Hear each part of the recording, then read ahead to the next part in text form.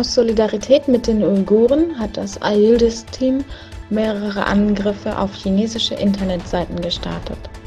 Dabei wurden öffentliche, staatliche und akademische Seiten gehackt. Als Botschaft hinterließ das Team die Parole: Wir sind bei unseren uigurischen Geschwistern. Die Debatte über das Leid der Uiguren im Deutschen Bundestag sorgte für aufgebrachte Reaktionen seitens Chinas.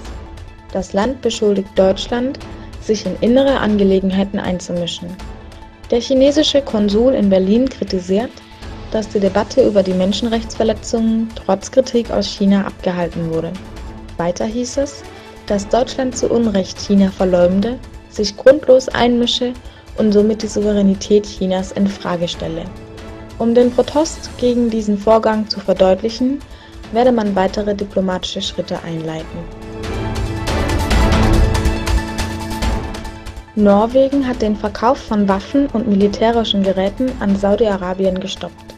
Die Außenministerin Norwegens, Ine Eriksen Søreide, verkündete in einem Interview an den Staatssender NRK, dass Norwegen aufgrund des tragischen Jemenkriegs weder Waffen, Munition noch Ausrüstung an Saudi-Arabien verkaufen werde.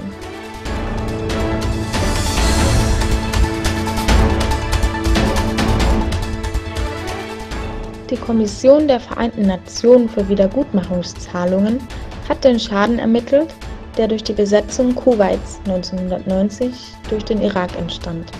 Das kommende Jahr wird der Irak einen Teil des durch Öl generierten Gewinns als Wiedergutmachungszahlung an Kuwait bezahlen.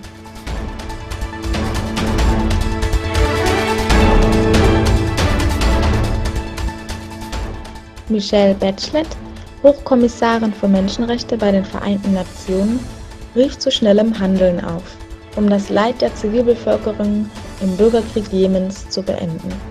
Bachelet verkündete in einer schriftlichen Mitteilung, dass Zivilverluste wegen der Gefechte bei Hudaydah dramatische Ausmaße angenommen haben.